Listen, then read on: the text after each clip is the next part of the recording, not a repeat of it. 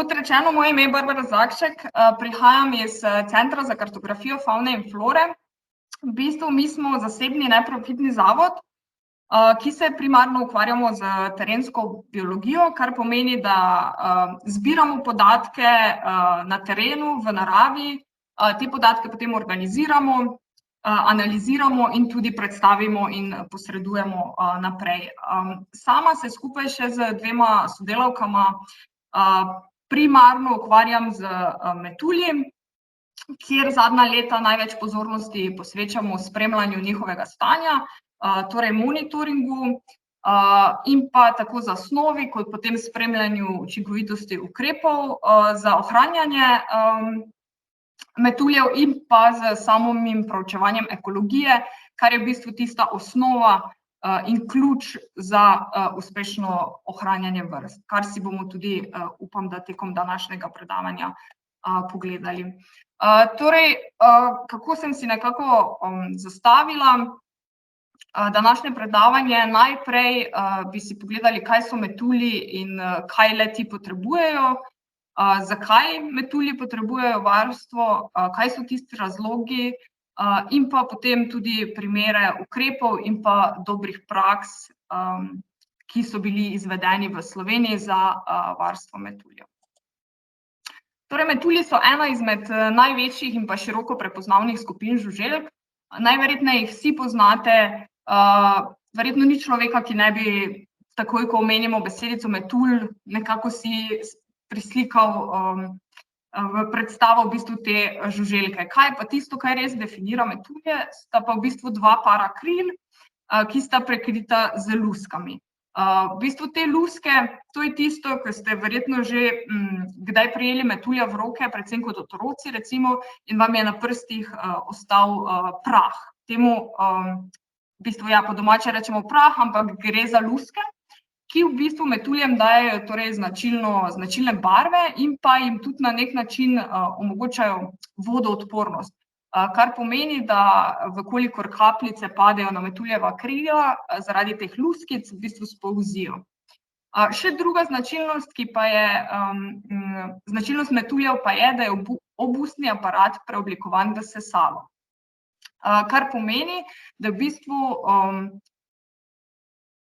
uživajo hrano po takšni cevki in seveda posledično zaradi tega mora v bistvu biti hrana v tekoči obliki, da jo lahko konzumirajo.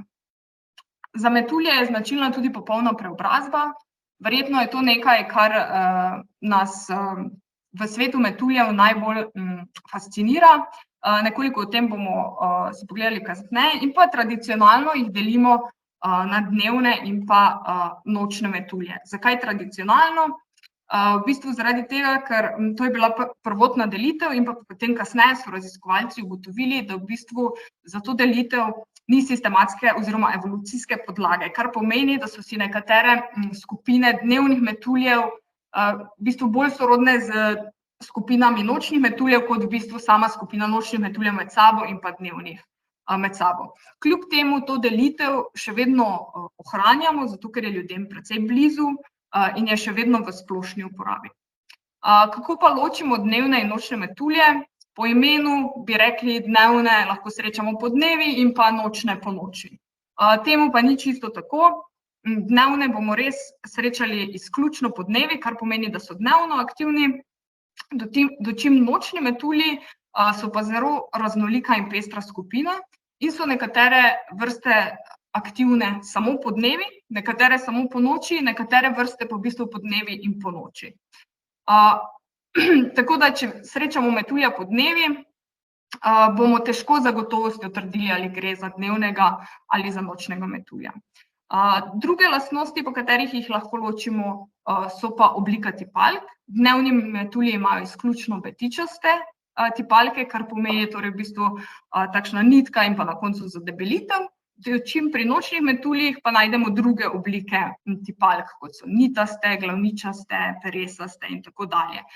Za nočne metulje je tudi v bistvu zelo izrazito, da imajo samci precej bolj poudarjene tipalke v primerjavi s samicami, seveda znotraj iste vrste. Pri nočnih metuljih je prisotna tudi povezava med krili, česar pri dnevnih metuljih ni, ampak to bomo v bistvu težje opazili na prvi pogled. Ena stvar, ki pa jo lahko opazimo, je pa zlaganje kril. Dnevni metulji zlagajo krila pokončno nad telesom, oziroma lahko jih včasih vidimo tudi z razprtimi krili, predvsem, ko se v bistvu sončijo ali pa recimo zgodaj zjutraj, ko je še hladno in tako dalje. Dočim nočni metulji pa v bistvu zlagajo krila strehasto ob telesu ali pa so razprti, tako kot na teh dveh fotografijah.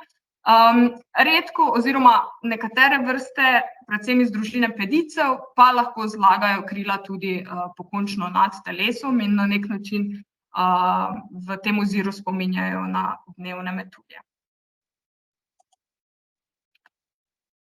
Življenjski krog oziroma kako poteka popolna preobrazba pri metuljih.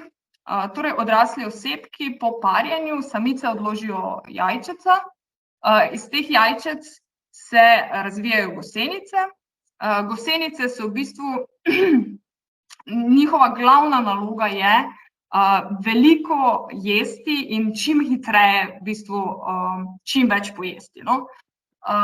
Potem gosenica se po določenem se v bistvu tekom rasti tudi levi in po nekaj levitvah se v bistvu gosenica zabubi in iz bube se izleže odrasel metulj. Ves ta razvojni krog lahko poteče v kakšnem mesecu, največkrat v enem letu, lahko pa v bistvu traja tudi več let pri določenih vrstah. Ko govorimo o metuljih, se ne moremo izogniti temu, da so metulji zelo močno povezani z rastlinami. In sicer ločimo dva tipa rastlin. Ena je hranilna rastlina odraslih metuljev oziroma odraslih osebkov. Torej, to so tiste rastline, na katerih bomo dejansko opazili odrasle metulje, na katerih bojo sesali nektar. In pa potem mogoče za samo poznavanje ekologije bolj pomembno vedenje je pa, katere so hranilne rastline gosenic oziroma imenujemo jih tudi gostiteljske rastline. To so pa tiste rastline, na katere bo ponavadi samica tudi že odložila jajčeca, zato da bo gosenica, ko se izleže iz jajčeca, že imela takoj na voljo hrano in se bo lahko začela prehranjevati. Zdaj, določene vrste se lahko prehranjujejo z širokim spektrom različnih rastlin in niso preveč izbirčne. To imenujemo polifagne vrste, dočim obstajajo pa tudi vrste, ki so zelo ozko specifične in bodo gosenice se hranile samo na eni vrsti rastline in v bistvu na nobeni drugi. Življenjska okolja metuljev, kje metulje najdemo? V bistvu metulje najdemo v vseh kopenskih življenjskih okoljih. Predvsem najpomembnejši so različne oblike travišč.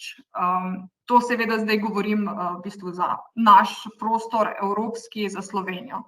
Vkolikor gremo bolj proti tropom, se te stvari malo spremenijo, ampak večina bom v bistvu govorila torej za Slovenijo oziroma za naš prostor.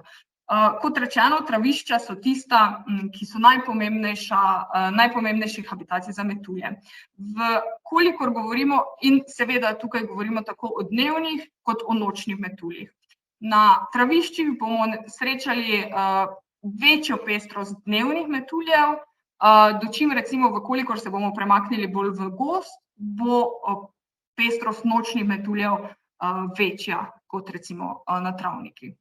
Seveda določene vrste potrebujejo potem različna okolja in jih najdemo tudi v različnih okoljih. Tako recimo tukaj od spodaj lahko vidimo vrste, kot so travniški lisar, mali okarček, ki so pogoste, splošno razširjene. Te bomo našli na recimo bolj intenzivnih travnikih oziroma na takih, ki so večkrat košeni, mogoče tudi gnojeni.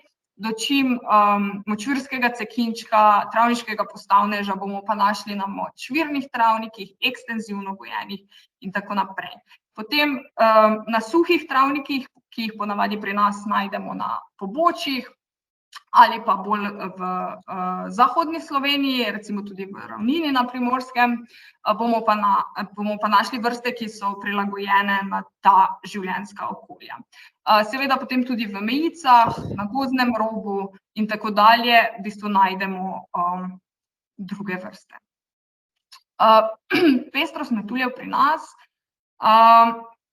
Pri nas je bilo do zdaj zabeleženih 182 vrst dnevnih metuljev, skupno pa pri nas živi preko 3600 vrst metuljev, kar pomeni, da je v bistvu pestrost nočnih metuljev precej večja kot dnevnih metuljev. In tukaj je samo za primerjavo, vrste, ki so od spodaj, so dnevni metulji in pa te na desni strani predstavljajo v bistvu nočne metulje. Mogoče še samo malo na kratko o teh dveh skupinah. Velikokrat si nekako za nočne metulje rečemo, da to so tiste vešče, ki niso tako pisane, ki niso mogoče tako lepe kot dnevni metulji, ampak verjetno že samo po teh fotografijah vidimo, da v bistvu tudi med nočnimi metulji najdemo kakšne zelo pisane in da to pravilo ne velja vedno. So pa med nočnimi metulji tudi recimo kakšne izjeme, tako kot vidimo na tej fotografiji spodaj levo, kjer je samica, ki je popolnoma oziroma ki je brezkrilata, kar pomeni, da nima kril in zato v bistvu tudi je sposobna zgolj manjših premikov. In pa recimo, če pogledamo zgoraj levo, čmrljevec, vrsta, ki zelo močno spominja na čmrlja. Kljub temu, mogoče bi na prvi pogled rekli, da je čmrlj, ampak v bistvu gre za metulja. Torej, kje je pestrost dnevnih metuljev v Evropi in Sloveniji največja? Če si pogledamo Evropo, nekako izstopajo Pireneji, Alpe in pa Balkanski polotok, dočimer, če pa pogledamo Slovenijo, pa lahko vidimo, da je največja pestrost dnevnih metuljev v primorskem delu Slovenije, predvsem tukaj izstopa Kraški rob in pa rob Vipavske doline oziroma Trnovske planote, in pa tudi severovzhod, v tem primeru Goričko, kar pa je mogoče potrebno poudariti, da je pa to najverjetneje tudi posledica tega, da je bil na Goričko vložen zelo velik napor popisovanja dnevnih metuljev in je najverjetneje gre tukaj pri prikazovanju podatkov v bistvu tudi za to anomalijo oziroma mogoče preveč izstopa. Zakaj so metulji pomembni? Metulji so predvsem pomemben člen v prehranjevalnem spletu. In tukaj ne smemo misliti samo na odrasle metulje, na katere največkrat pomislimo, ampak predvsem tudi na gosenice. Recimo za oris tega mladič plavčka, torej sinice, poje 100 gosenic na dan. Lahko si predstavljamo, kaj to pomeni v tej odraščajoči fazi ptičev, koliko v bistvu teh gosenic je potrebno, da ptiči vzgojijo svoje mladiče. Seveda ptiči niso edini plenilci metuljev, tukaj je treba omeniti tudi netopirje, predvsem za nočno aktivne nočne metulje in pa potem druge skupine, kot so recimo pajki, plazilci, dvoživke in seveda tudi ostale žuželke od prej omenjenih. Metulji so tudi pomembni opraševalci. V bistvu se ugotavlja, da se jih je nekoliko kot opraševalce kar zanemarjalo, v določenih okoljih so pa v bistvu zelo pomembni in pa predvsem tudi za določene skupine rastlin. Ponavadi oprašujejo cvetove, ki so veliki in vpadljivi, zelo imajo radi rožnate ali vijolične barve in pa take, ki oddajajo vonj. Metulje pa tudi velikokrat imenujemo škodljivci. Seveda tukaj je potrebno poudariti, da v bistvu v naravi nekako izraza škodljivci ne poznamo oziroma vedno, ko se kakšna vrsta namnoži, Narava poskrbi za to, da se namnožijo tudi plenilci ali paraziti, ki uravnavajo potem velikost populacij in tako se v bistvu nekako to ravnovesje ohranja. Seveda z tem, ko pa je človek posega vedno bolj v naravo in v bistvu s tem, ko gojimo rastline v monokulturah, je pa to pač seveda idealno za razmnožitev metuljev, saj imajo le-ti zelo kratek oziroma hiter razvoj, nekatere vrste seveda. In še ena lastnost metuljev, ki pa je bolj povezana z nami oziroma z proučevanjem oziroma zakaj toliko pozornosti posvečamo metuljev, je pa to, da so metulji zelo dobri bioindikatorji. Kaj to pomeni? To so vrste, ki svojo prisotnostjo pokažejo na določene lastnosti življenjskega okolja. In v bistvu z spremljanjem njihovega stanja lahko povemo, v kakšnem stanju je določen tip okolja. In zakaj so v bistvu metulji dobri bioindikatorji? Predvsem, kot rečeno, imajo kratek življenjski krog, kar pomeni, da se zelo hitro oziroma mi lahko zelo hitro opazimo spremembe v okolju, saj se hitro odzivajo. Imajo dokaj majhne populacije in pa kompleksne ekološke potrebe, saj kot rečeno poznamo 4 stadije, ki vsak lahko zaseda v bistvu določeno ekološko nišo oziroma ima drugačne potrebe. Prav tako so metulji taksonomsko in ekološko dobro raziskana skupina nevretenčarjev. Večino vrst je možno prepoznati v naravi in pa metulji so tudi zelo karizmatične vrste, predvsem zaradi svoje lepote, krhkosti in v bistvu v ljudeh že ves čas zbujajo določena čustva in odzive. Kakšno je stanje metuljev v Evropi in Sloveniji? Torej, na nivoju Evrope poteka spremljanje stanja od leta 1990 v sklopu Evropskega monitoringa dnevnih metuljev. Kako je zastavljen ta monitoring? V bistvu gre za monitoring, ki se izvaja na vnaprej izbranih transektih oziroma linijah, po katerih se metulje popisuje v navidezni kocki z stranico 5 metrov. Popisi se ponavadi izvajajo enkrat do dvakrat oziroma enkrat tedensko ali dvakrat mesečno oziroma enkrat na 2 tedna in vedno prehodimo v bistvu isto linijo. Ob tem popišemo vse vrste in vse osebke, ki jih vidimo in ulovimo. In na podlagi tega potem lahko izračunamo trende vrst, vidimo, kaj se z vrstami dogaja in pa tudi določene indekse. In na podlagi teh rezultatov se v Evropi izračunava indeks travniških vrst dnevnih metuljev, v katerega je vključeno 17 travniških vrst dnevnih metuljev. In s tem indeksom je bilo ugotovljeno, da se je številčnost dnevnih metuljev od leta 1990 do 2018 v Evropi zmanjšala za 30%. Tukaj je potrebno poudariti, da se v Sloveniji ta monitoring izvaja od leta 2007 naprej, torej takrat smo se priključili tej evropski shemi, vendar poteka izključno na prostovoljnem nivoju. Temu primerno je tudi manjše število transektov oziroma popisnih linij, kjer se ta monitoring izvaja, in ravno zaradi tega v bistvu trendov za Slovenijo ne moremo izračunati, saj set podatkov zaenkrat še premajhen, se pa ti podatki vključujejo v analize na nivoju Evrope. V Sloveniji pa poteka drug tip monitoringa, in sicer od leta 2008 se izvaja monitoring izbranih vrst metuljev. Tukaj gre za spremljanje stanja 14 vrst, ki so navedene na prilogi 2 in ali 4 direktive o habitatih. Tukaj govorimo o evropsko zavarovanih vrstah oziroma Natura 2000 vrstah.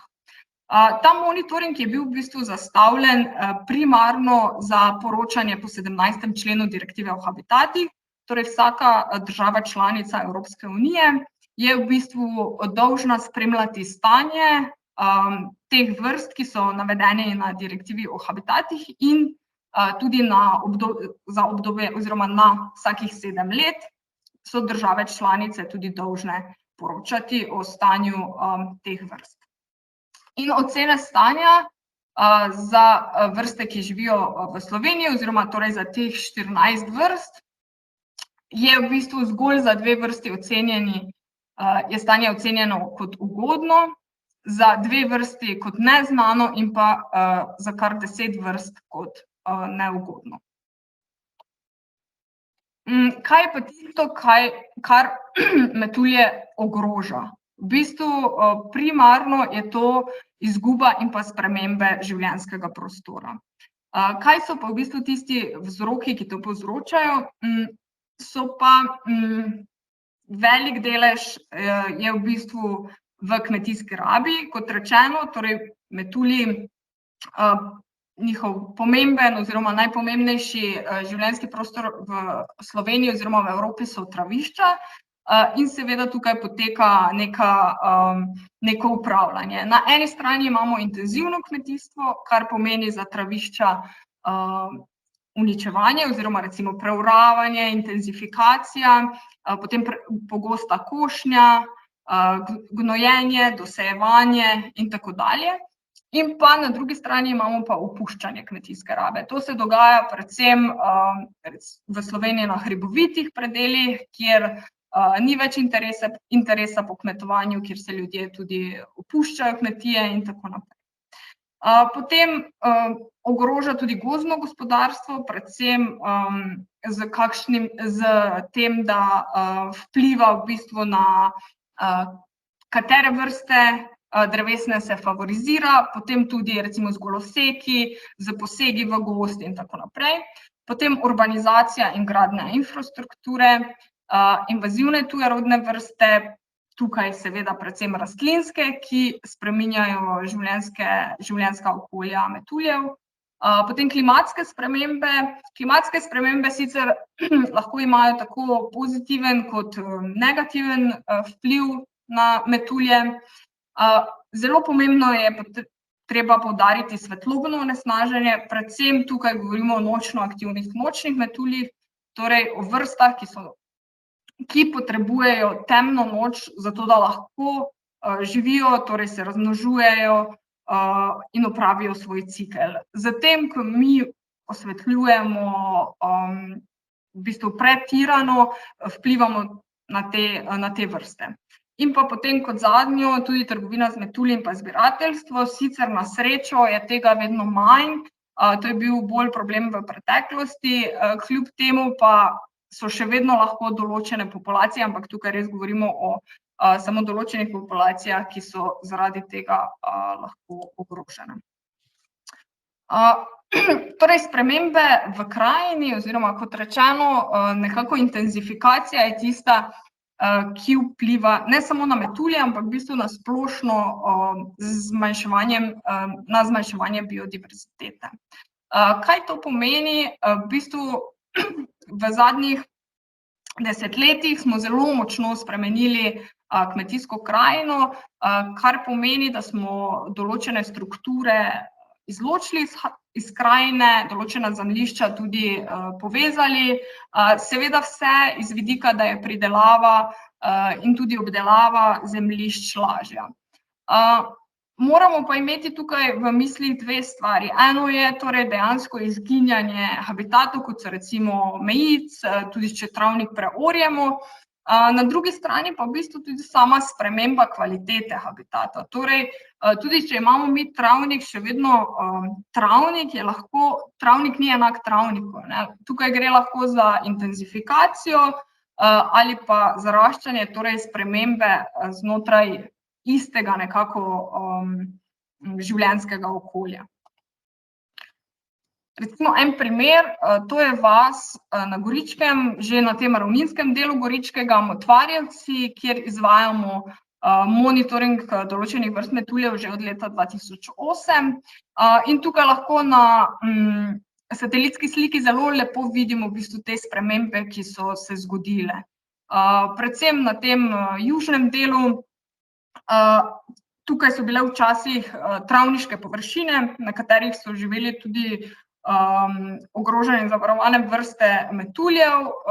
To je bilo v bistvu vse mejice in drevesa so bila izsekana in celotno območje je bilo v bistvu preoblikovano v eno veliko njivo. Tukaj za puščico pa lahko vidimo tudi, da ne gre samo torej za neko izginjanje določenih travnikov, preoravanja in tako naprej, ampak v bistvu tudi za združevanje zemljišč. S tem, ko združujemo zemljišča, v bistvu izgubimo tudi določena življenjska okolja, ki so bila med temi. Tudi če so bile tam njive, so ponavadi vedno med njivami bili še kakšni ozki pasovi, kjer so lahko žuželke našle nekakšno zatočišče, vsaj nekaj hrane in pa mogoče so bili to nekakšni koridori, čez katere so se lahko premikali, torej iz enega življenjskega prostora na drugega. Ko govorimo o varstvu metuljev in pa tudi drugih skupin, nekako govorimo o 3 nivojih. Eno je pač ohranjanje, ko imamo še vedno prisotne močne populacije, ki so sposobne dolgoročnega preživetja, nam je v interesu, da te populacije v bistvu ohranimo. To je ponavadi, so te populacije tudi oziroma njihovi habitati, kjer živijo dovolj veliki, nekako blizu skupaj in pa med njimi poteka komunikacija in so vzpostavljeni koridorji. Potem za fragmentacijo, torej, ko človek malo krči njihove življenjske prostore in tako dalje, se tudi populacije znižujejo oziroma zmanjšujejo. Le te potem niso sposobne dolgoročnega preživetja in pa stohastični dogodki, torej neki nenadni dogodki, imajo lahko usoden vpliv na preživetje same populacije, lahko pa tudi vrste. Torej, kot so recimo požari, poplave in pa tako dalje. Tukaj je potem treba razmišljati o dejanskem vzpostavljanju novih habitatov, ki jih potem lahko vrsta naseli in v bistvu poveže nekako izolirane populacije med sabo. In pa potem nekako najbolj skrajna, če lahko temu tako rečem, varstvena akcija je pa ponovno naseljevanje. Torej, ko pa enkrat populacije na določenem območju izumrejo in niso sposobne ponovne naselitve brez človekove pomoči, je pa v bistvu treba razmisliti, ali je smiselno o ponovnem naseljevanju vrste. Seveda pa je tukaj ključno, da se najprej vzpostavi sploh potencialni habitat, da je to lahko omogočeno. Kaj so tiste najpomembnejše stvari, na katere moramo biti pozorni pri varstvu metuljev na travniku? Seveda prva in najpomembnejša stvar je ohranjanje vrstno pestrih cvetočih travnikov. V bistvu brez tega nekako vse ostale alinee izgubijo na pomenu. Ampak ko enkrat zagotovimo to, je pa v bistvu pomembno tudi samo upravljanje teh površin. In predvsem je tukaj pomembna košnja, torej način košnje. Predvsem gre za mozaično košnjo, kar pomeni, da ne pokosimo celotne površine naenkrat. Gre za časovno prilagojeno košnjo. Zelo pomembni pri metuljih so nepokošeni pasovi, kar pomeni, da 10 do 20% površine travišča pustimo ob košnji nepokošenega. Zakaj je v bistvu to tako pomembno? Predvsem zato, ker kar 66% vrst dnevnih metuljev zimo preživi v stadiju gosenice. In vkolikor mi gosenicam odstranimo iz travnika hrano, in ne samo to, v bistvu ob košnji jih lahko tudi poškodujemo, izgubijo v bistvu to zatočišče, kjer lahko počakajo oziroma prezimijo na naslednje leto. Pri nekaterih vrstah je zelo pomembna višina košnje, torej naprimer 10 do 15 cm nad tlemi, en takšen primer si bomo pogledali kasneje, in pa sušenje pokošene trave na travniku, predvsem zaradi možnosti umika mobilnih stadijev.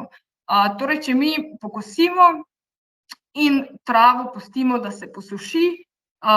Gosenice, ki so na teh rastlinah, zaznajo, da se rastline začnejo sušiti in se spustijo na tla oziroma poiščejo druge primerne rastline. S tem jim omogočimo torej določeno stopnjo preživetja. In pa potem seveda torej omejevanje gnojenja in dosejevanja, saj to pomeni spreminjanje vrstno pestrih cvetočih travnikov, in pa zelo pomembno je tudi ohranjanje mejic in grmičevja, ne samo za vrste, ki živijo v mejicah in grmičevju, ampak tudi za povsem travniške vrste, saj velikokrat tam najdejo zavetje, jim nudi v bistvu tudi senco in tako dalje. V nadaljevanju bi želela predstaviti v bistvu 3 vrste oziroma 3 skupine s primeri dobrih praks na traviščih. In sicer prvi primer bo Strašničin in temni mravljiščar in njuna zgodba na Goričkem, potem travniški postavnež prav tako na Goričkem in pa na koncu še barjanski okarček na Ljubljanskem barju. Strašničin in temni mravljiščar sta v bistvu vrsti, ki imata zelo zanimiv življenjski krog. Gre za vrsti, ki sta ogroženi in zavarovani tako v Sloveniji kot v Evropi, in kot že samo ime pove, mravljiščar v bistvu je nekako njun življenjski krog povezan z mravljami. Torej, obe vrsti za svoj obstoj nujno potrebujeta 2 stvari, in sicer hranilno rastlino gosenic, to je zdravilna strašnica, in pa gostiteljske vrste mravelj, ki so rdeče mravlje. Samice v juliju in avgustu odložijo jajčeca na soцветja zdravilne strašnice in iz teh jajčec se razvijajo gosenice, ki se v prvih razvojnih fazah hranijo na razvijajočih se semenih v tem soцветju. Potem se te gosenice spustijo na tla, kjer jih morajo najti delavke rdečih mravelj, te jih prepoznajo v bistvu za svoje in odnesejo v svoje mravljišče. Tam skrbijo za njih, jih hranijo, v mravljišču gosenice tudi prezivijo in potem nekje v maju, juniju se gosenice premaknejo v zgornje dele mravljišča, tam se zabubijo in v juliju se iz bube izleže metulj. Prav zaradi tega zapletenega življenjskega kroga so v bistvu to eni izmed najbolj ogroženih metuljev v Evropi. Kje pa najdemo v bistvu vse te pogoje, da lahko ti metulji preživijo, gre predvsem za mokrotne oziroma močvirne travnike v dolinah, kjer uspeva torej zdravilna strašnica in pa tudi mravlje. Vrsti sta v Sloveniji razširjeni, torej Strašničin mravljiščar je nekoliko širše razširjen kot temni, z centri razširjenosti na Goričkem, potem preko Slovenskih goric, kjer je žal vrsta tik pred izumrtjem, potem preko Celjske kotline, Ljubljanskega barja in pa potem tudi Vipavska dolina, porečje Nanoščice in pa vse do Ilirske Bistrice. Dočim temni mravljiščar ima v Sloveniji precej ožje območje razširjenosti in ga najdemo zgolj v severovzhodni Sloveniji. Pri teh 2 vrstah velikokrat govorimo o času košnje, da je v bistvu ključnega pomena za upravljanje njunih habitatov čas košnje. Zakaj? Torej, odrasli osebki Strašničinega mravljiščarja oziroma tudi temnega, se pojavljajo tam nekje, se začnejo pojavljati v začetku julija in potem metulji v bistvu zelo hitro, ko se pojavijo in začnejo letati, v bistvu najdejo partnerja, se sparijo in samice odložijo jajčeca. Tako da največ jajčec se v bistvu odloži oziroma poteka v vrhu pojavljanja, kar lahko vidimo na tem grafu, da je nekje ob koncu julija in pa v začetku avgusta. Potem v bistvu osebki se pojavljajo še tam nekje do konca avgusta.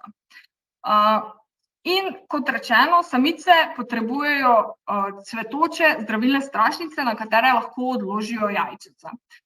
Vkolikor mi pokosimo ravno v času, ko samice odložijo jajčica oziroma so jajčica že v socvetih, pomeni, da je celoten zarod uničen za naslednje leto. Vkolikor pokosimo nekoliko kasneje, torej, ko so mogoče že razvite gosenice ali pa so pač še vedno jajčica, mogoče je del sposoben preživeti, torej tista jajčica, ki so bila prva odložena in so mogoče že gosenice, je del sposoben preživeti. Vkolikor pa to košnjo premaknemo na datum, ko bojo mravlje že odnesle gosenice v mravljišče, je pa v bistvu za ti dve vrsti najbolje, saj je takrat verjetnost preživetja zaroda v bistvu največja. In prav zaradi tega se za ohranjanje teh dveh vrst priporoča košnja, ki poteka pred 15.6. in pa po 15.9., kar pomeni, vkolikor pokosimo pred 15.6. omogočimo zdravilni strašnici, da zacveti do pojava odraslih osebkov, in pa po 15.9. Smo nekako lahko prepričani, da je večina gosenic že na varnem v mravljiščih in z tem ne bomo vplivali na samo populacijo. Seveda pa je tukaj treba poudariti, da se habitati teh dveh vrst vseeno med seboj lahko razlikujejo, tako v recimo namočenosti, in je tukaj treba torej tudi košnjo temu prilagajati. Na vseh površinah oziroma na vseh območjih ni možna dvakratna košnja letno, saj velikokrat gre za zelo vlažna območja in je možna zgolj enkratna košnja na leto. In na podlagi v bistvu tega je bil oblikovan tudi ukrep, ki je vključen v skupno kmetijsko politiko in sicer kot KOPOP ukrep, travišni habitati metuljev, operacija Med. Mogoče tukaj treba poudariti, da samo ime travišni habitati metuljev mogoče je nekoliko zavajajoče, saj gre za ciljni ukrep za ohranjanje teh dveh vrst.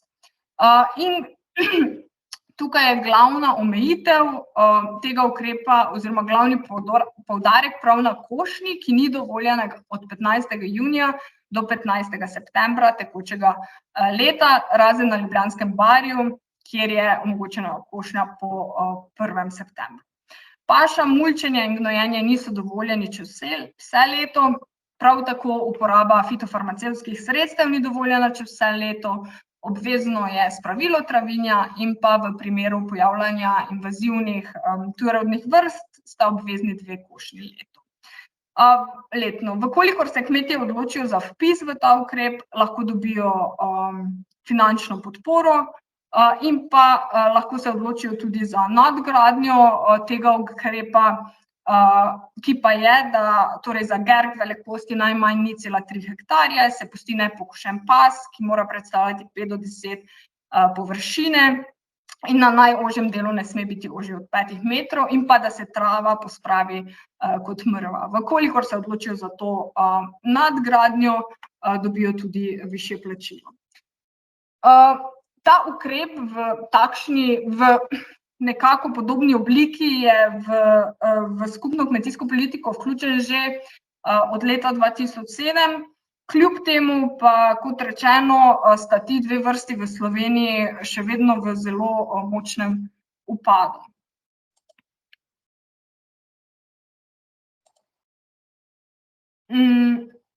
Zdaj, zakaj je temu tako, je mogoče bi lahko imeli posebno predavanje na to temo. Zato si bomo pogledali v bistvu primer izvajanja tega ukrepa iz Goričkega. V Krajinskem parku Goričko so izvajali projekt Gorička krajina v letih 2018 in 2021, katerega eden izmed ciljev je bil tudi izboljšanje stanja strašničnega in pa temnega mravljiščarja. Torej, kaj se je naredilo na tem območju v letu 2018, torej v prvem letu, smo popisali ključne površine oziroma najprej sploh dobili izhodiščno stanje, kje se te dve vrsti pojavljata, in na podlagi tega smo prepoznali ključne površine, ki so pomembne za ohranjanje. In pa ne samo to, v bistvu smo pristopili k temu celostno, pogledali tudi, da so nekako površine razporejene čez širše goričko in v bistvu, da s tem omogočamo tudi povezljivost in krepimo vrste in ohranjamo na celotnem območju. Na podlagi tega smo torej določili prednostne površine. To so tiste površine, ki bi bile potencialne za vpis v ukrep. In pa potem rezultati tega. V letu 2021 smo del površin preverili, oziroma smo jih preverjali v 4 letih, od leta 2018 do 2021. Rezultati so pokazali, da so torej, da so bile površine, ki so bile vpisane v ukrep, imele višje število osebkov kot tiste, ki so bile v neposredni bližini, kar pomeni, da je bil ukrep pozitiven. Potem druga zgodba je travniški postavnež. To je vrsta, ki v Sloveniji poseljuje 3 zelo različne življenjska okolja, in sicer gorske trate, suhe travnike in pa vlažne travnike. Vrsta je v Sloveniji razširjena v bistvu zelo lokalno. In spet, kot rečeno, se bomo pogledali travniškega postavneža na Goričkem. V letu 2012 je bila vrsta prisotna na kar nekaj lokacijah na Goričkem in ob pregledu v letu 2018 smo ugotovili, da je vrsta prisotna zgolj še na eni lokaciji. To je bil nekako kar presenečenje in tudi na nek način streznitev, da je v bistvu potrebno aktivno varstvo te vrste, vkolikor želimo travniškega postavneža na Goričkem ohraniti. Prvi pristop je bil seveda ugotoviti lokalno ekologijo vrste in kaj so tiste stvari, z katerimi bi lahko pomagali ohranitvi te vrste. Torej, najprej smo ugotovili, kako velika je sploh populacija, kje poteka larvalni razvoj, kaj ta vrsta potrebuje in potem kaj so možni ukrepi. Torej, kaj ta vrsta potrebuje? V bistvu odrasli osebki se pojavljajo v maju in juniju, ko samice odložijo jajčeca na hranilno rastlino. Na Goričkem je primarna hranilna rastlina travniška izjevka. Kmalu potem se v bistvu izležijo gosenice, ki z svileno nitjo spredejo zapredek, v katerem živijo in se potem prehranjujejo. V tem zapredku gosenice tudi prezimijo in potem nekje v aprilu se začnejo spet prehranjevati, zabubijo in življenjski krog se ponovi. Zdaj, kaj je ključno pri tej vrsti je, večino leta v bistvu je metulj v stadiju gosenic in sicer v teh gnezd gosenic, torej teh zapredkov.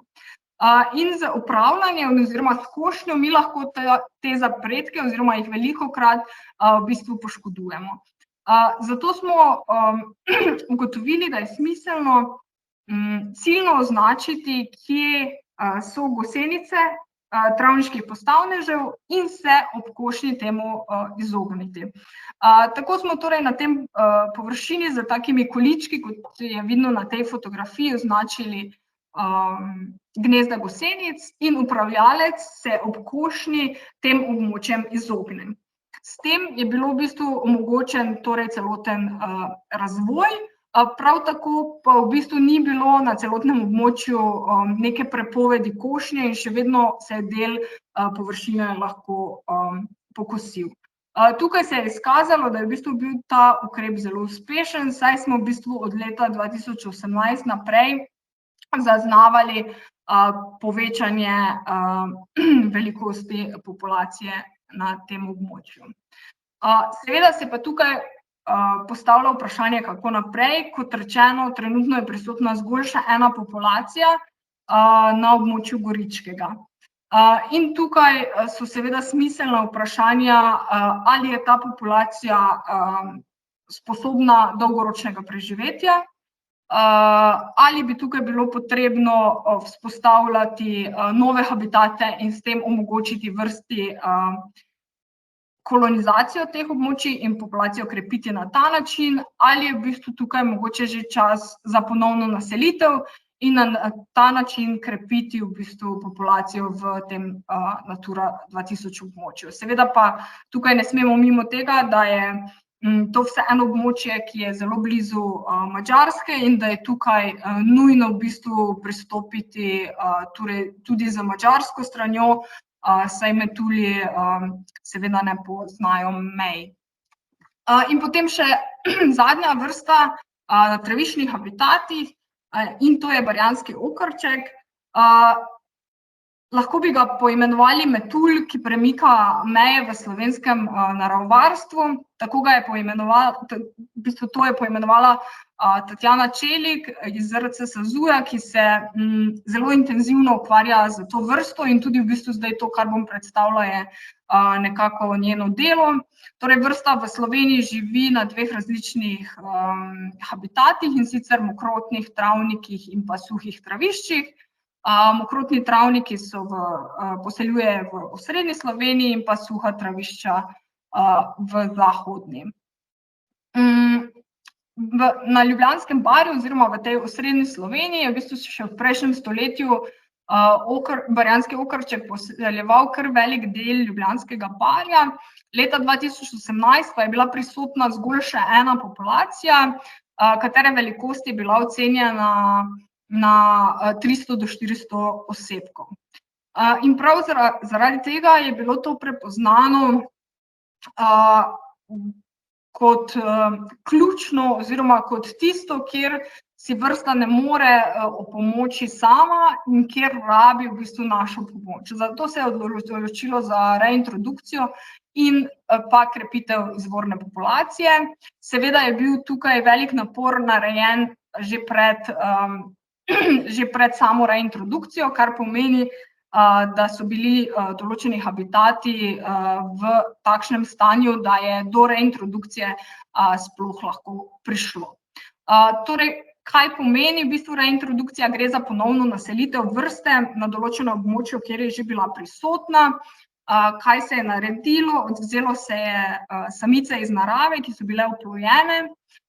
Le-te so odložile jajčeca v insektarijih oziroma v kontroliranih pogojih in potem se je v bistvu ta jajčeca vzgojilo oziroma gosenice do bub in potem se je bube prestavilo na novo območje. Tukaj gre za naravni rezervat Iški Moroz.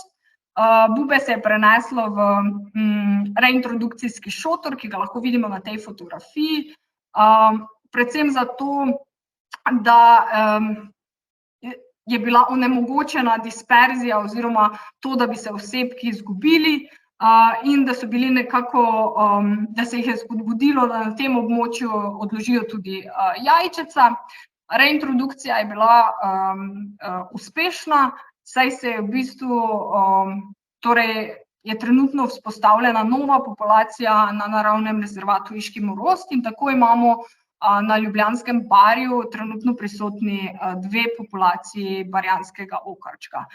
Vsekakor pa tudi izkušnje iz tujine kažejo na to, da so torej reintrodukcije uspešne, le če v bistvu se izvajajo daljše časovno obdobje, da se konstantno spremlja stanje in v bistvu tudi odziva na same spremembe v okolju. Zdaj bi se pa še za konec dotaknila varstva metuljev v mejicah. Če smo zdaj govorili primarno o travniških vrstah, pa se je treba v bistvu dotakniti torej še drugih življenjskih okolij, saj veliko metuljev v bistvu ima za hranilne rastline gosenic grmovne vrste ali celo drevesne. Predvsem pri dnevnih metuljih pa v bistvu odrasli osebki nujno potrebujejo tudi nektar, torej cvetoče rastline v okolici. zato da lahko spolno dozorijo in se tudi razmnožujejo. Prav tako pa mejice nudijo zelo pomembno počivališče in pa zatočišče tudi za travniške vrste. Torej, nekako za ohranjanje metuljev je ključna v bistvu ta strukturirana kmetijska krajina, torej kjer imamo ekstenzivne travnike, mejice, grmišča, tudi posamezna drevesa in podobno. Mogoče še samo to, mejico si predstavljamo velikokrat kot linijsko strukturo nekih grmovnih ali drevesnih vrst. Zelo pomembno pa je tukaj poudariti, da v bistvu se kot mejica razume v bistvu tudi tisti ozek zeliščni pas ob sami mejici. Ena pomembna vrsta, ki živi tudi v mejicah, je nočni metulj iz družine koklic, in sicer Hromi vulnoritec. Prav tako zavarovana vrsta v Evropi in za svoj razvoj nujno potrebuje črni trn in pa glog. In sicer odrasli osebki se pojavljajo v jeseni, samice odložijo jajčeca v takšnih skupkih na hranilne rastline, torej na črni trn in pa glog, in potem spomladi se iz njih izležejo gosenice, ki živijo v prvih fazah skupinsko, v takih gnezdih, in potem zaživijo solitarno in se pred poletjem tudi zabubijo in v bistvu večino poletja preživijo v tleh kot buba. Kje najdemo to vrsto? Torej na zaraščujočih travnikih z grmičevjem, ker sta črni trn in pa glog prevladujoči vrsti, v mejicah, gozdovih in pa gozdnih robovih. Kaj je ključno torej za ohranjanje teh vrst, ki živijo v mejicah, je torej ta ohranjanje zeliščnega pasu ob mejici. Velikokrat sama obdelava kmetijska v bistvu se pomika vedno bolj v mejico in s tem v bistvu izgubljamo ta prostor med recimo njivo in pa mejico. Seveda tukaj lahko prihaja tako do mehanskih poškodb, kot recimo tudi do pršenja fitofarmacevtskih sredstev na sama drevesa, grmičevje in tako dalje. Ključno je, da je v bistvu torej vzpostavljen ta zeliščni pas, da se ob sami mejici ne uporablja v bistvu kemičnih sredstev in da je samo poseganje oziroma obnavljanje mejice časovno prilagojeno ali pa poteka le to mozaično. Pri metuljih je v bistvu pomembno poudariti to, da so pri večini vrst pozimi metulji v nemobilnih stadijih, torej če sekamo v bistvu ali drevesa, grmičevje pozimi, s tem odstranimo tudi vsa jajčeca ali pa morebitne gosenice, ki bi bile na samih drevesih. Za na konec pa še varstvo metuljev na domačem vrtu. Mislim, da je to nekaj, kar skoraj vsakega zanima.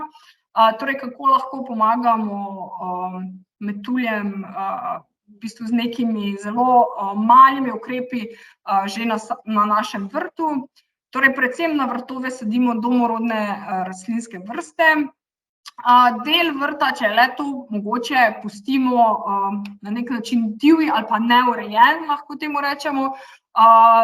Super bo, če recimo sploh kje ob kakem kompostnem kupu ali pa v kakem delu vrta pustimo koprive, saj so koprive zelo pomembne za razvoj določenih vrst, za njimi se zelo rade hranijo gosenice in pa seveda zelo pomembno vrta in pa tudi okolico hiše čim manj osvetljujemo.